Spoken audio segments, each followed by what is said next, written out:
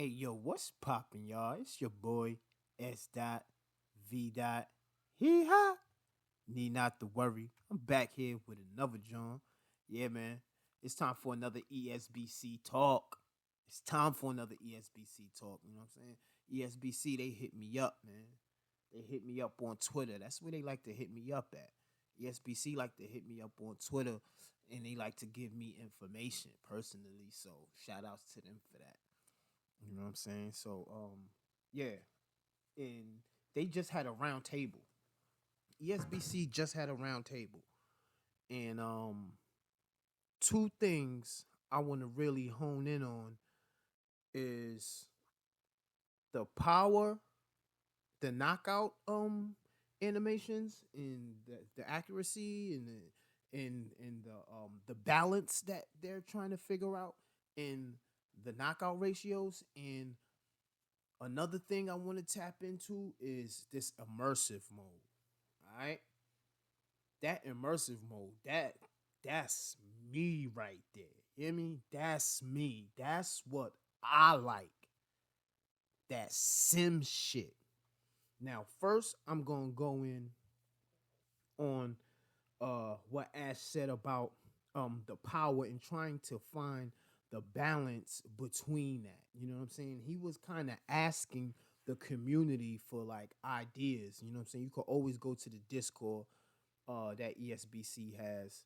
You know what I'm saying? You could go check them out over there, and you know they got a suggestion box, questions, all of that that they actually answer.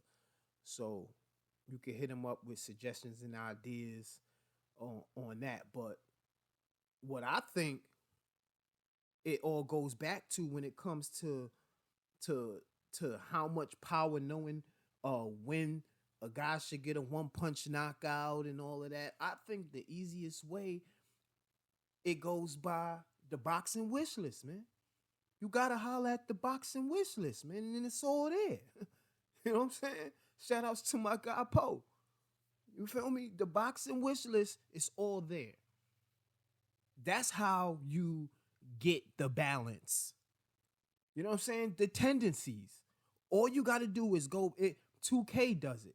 You ever notice in 2K at the you have an option on when your player, your superstar shoots a free throw. You could either leave it on the actual real percentage that they shoot in the league, or you could do it manually and you could use your trigger the thumb on your analog controller, and at the top of the shot you have to master your guy's free throw. So you could do it manually, or you can do it by the percentage that he actually shoots. So if he shoots 80% from the free throw line, he'll shoot, most likely he'll make 80% of his free throws in the game.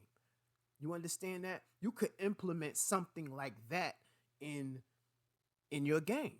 You know what I'm saying? Because I remember you guys saying that y'all gonna have like a like a update, like a constant update, like a lot of games have nowadays. A lot of times games update themselves, you know what I'm saying, as you're playing the game. You know what I'm saying? So you can always adjust people's when they get the knockouts for people that don't get knockouts as much.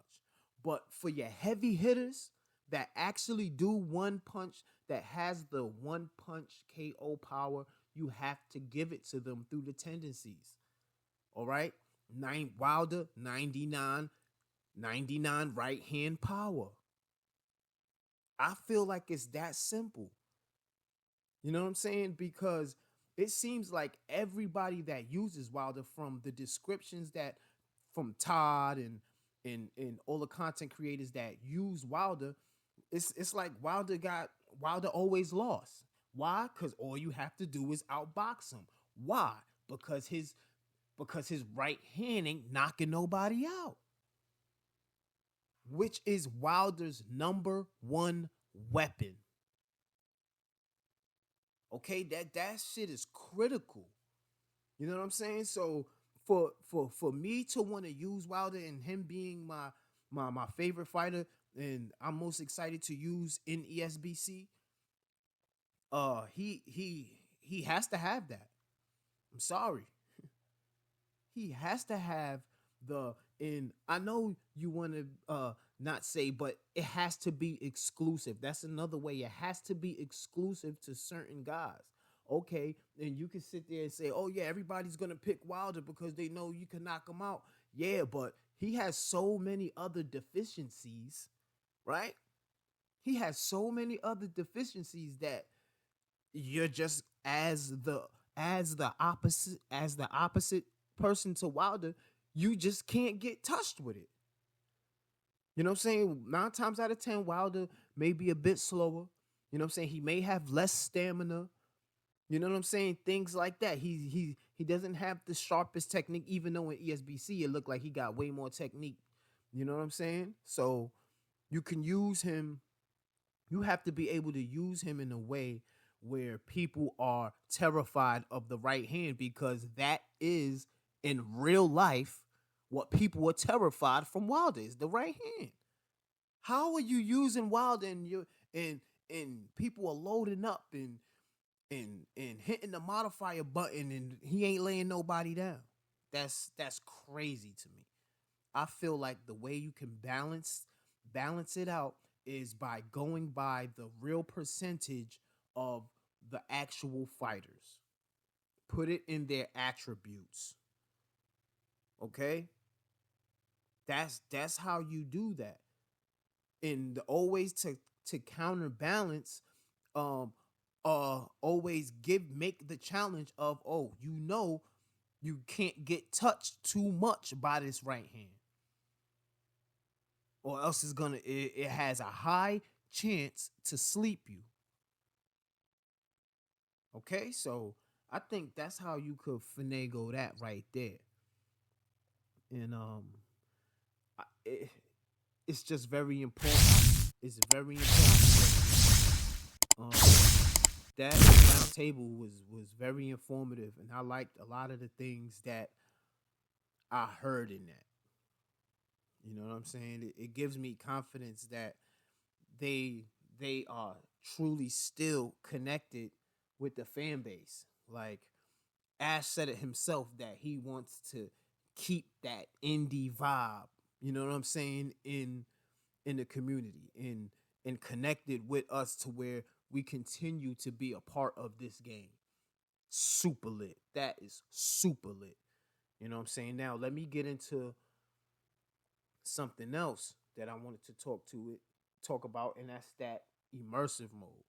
And that's the number one mode I think that I'm gonna be interested in, because this is like the top skill, the top level gameplay you're gonna get. You know what I'm saying? Because that's how I play in Fight Night. I don't play when I was playing Fight Night, I take everything that I can take off, I take off. I take off the uh I don't want to see my stamina, because they have it to where you could not see the power or whatever, but you can still see your stamina. I take all of that off. I don't think they let you take the time away or something like that in Fight Night. But if you're able to do that, like what he was saying, and another thing that I didn't like when he brought up the immersive mode, he was talking about the immersive mode in a way where it's like it's kind of tucked away where they're at this point in the game. You know what I'm saying? Like it's not a main focus right now in the game. You know what I'm saying? It's that immersive mode. It seems like it's not getting a lot of attention as of just yet. You know what I'm saying? That's the vibe I got when Ash talked about the immersive mode, because he said that how, oh yeah, that's something that we talked about early on. You know what I'm saying? Little words like that he was saying, that was like, maybe they're not uh so gun ho on the immersive mode. But and then as he talks further, he was saying how he wants more feedback from the fans, I guess, for more ideas on how the immersive mode can be more effective, and he brought up a lot of the things that I like in immersive mode, where you don't know what round it is, you don't see no time, it's just you and the opponent mano y mano. You know what I'm saying? And that is going to be the ultimate gameplay for me, because I feel like that's the most sim I'm gonna be able to get. And competitively, I think the immersive mode is gonna bring a lot to the table. You know, this immersive mode is something that y'all gotta really take care of this immersive mode, because this immersive mode could hit different, and or it could be a dud.